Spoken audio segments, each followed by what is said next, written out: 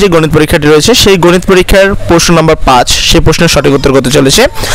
এছাড়াও তোমাদের ষষ্ঠ শ্রেণীর যে বাকি প্রশ্নের সঠিক উত্তরগুলো রয়েছে সেগুলো কিন্তু অলরেডি আমরা আমাদের চ্যানেলে আপলোড করে দিয়েছি। যারা বাকি প্রশ্নের সকল প্রশ্নের সঠিক উত্তর চাচ্ছ তারা চলে যাও এই ভিডিওর ডেসক্রিপশনে, সেখানে গিয়ে একটি প্লেলিস্টের লিঙ্ক পাবা, সেখানে তোমাদের ষষ্ঠ শ্রেণীর সকল প্রশ্নের সঠিক উত্তর কিন্তু অলরেডি আমরা আপলোড করে দিয়েছি। তোমরা চাইলেই সেখান থেকে তোমাদের প্রশ্নের সকল সঠিক উত্তর দেখে নিতে পারো। তো চলো আজকের প্রশ্নে আমরা করব সৃজনশীল নাম্বার 5 এর উত্তর, এবং আমরা বাকি সকল প্রশ্নের যেহেতু উত্তর করে ফেলেছি। দেখো, প্রশ্নের উত্তর করার আগে যেটা আমাদের জানতে হবে সেটা হলো একটি প্রশ্ন সঠিকভাবে বুঝতে হবে। তো চলো আগে প্রশ্নটি আমরা বুঝে নেই।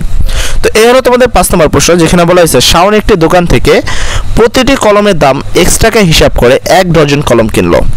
দোকানদারকে সে 100 টাকার একটি নোট দেওয়ার পর দোকানদার তাকে 28 টাকা ফেরত দিল।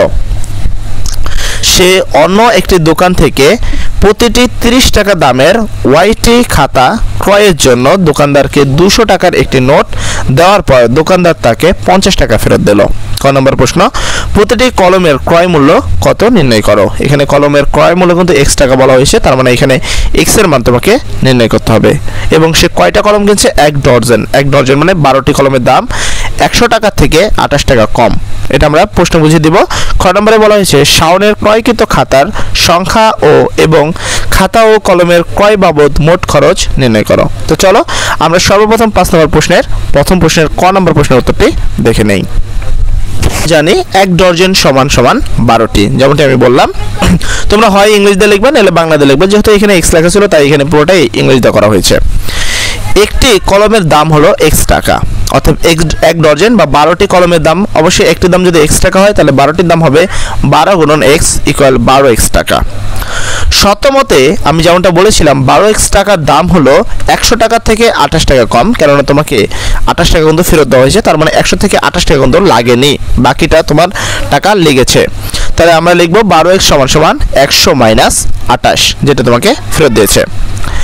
এর পরবর্তীতে আমরা এখানে 12x আছে, এখানে আমরা 12x লিখব, এবং 100 থেকে যদি 28 বাদ দিই তাহলে হয় 72।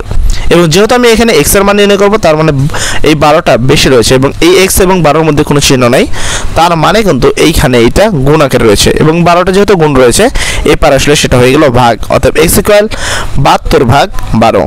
72কে যদি আমরা 6 দ্বারা ভাগ করি তাহলে এটা 12 দ্বারা ভাগ করি তাহলে উত্তর আসে 6। অতএব x এর মান হলো 6। অতএব প্রতিটি কলমের ক্রয় মূল্য হবে 6 টাকা। তো আশা করি তোমরা ক নম্বর প্রশ্নের উত্তরটি বুঝতে পেরেছ। এরপরে খ নম্বর প্রশ্ন ছিল যে শাওনের ক্রয়কৃত খাতার সংখ্যা, খাতা এবং কলমের ক্রয় বাবদ কত টাকা খরচ করেছে। তো চলো আমরা সেই প্রশ্নের উত্তরটি দেখে নেই। তো আমরা একই কাজ করব। এখানে কিন্তু একটি খাতার মূল্য দেওয়া ছিল, একটি খাতার ক্রয় মূল্য দেওয়া ছিল 30 টাকা। ওয়াইটি খাতা কিনেছে, তাহলে আমরা লিখব অতএব ওয়াইটি খাতার দাম হবে 30 গুণন y ইকুয়াল 30y টাকা।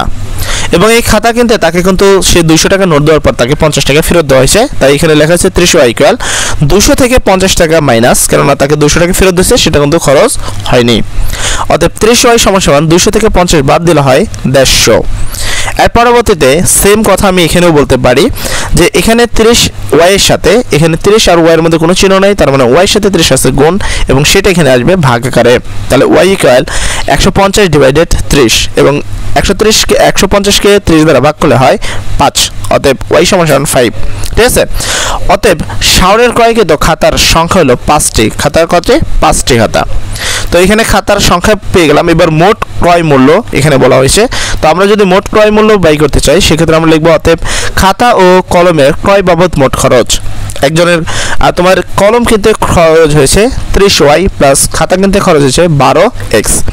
তাহলে এখানে 30 আছে 30, y এর মান পেয়েছি আমরা 5, তাই এখানে 5 প্লাস চিহ্ন আছে প্লাস, 12 আছে 12, x এর মান পেয়েছি আমরা 6, তাই এখানে 6।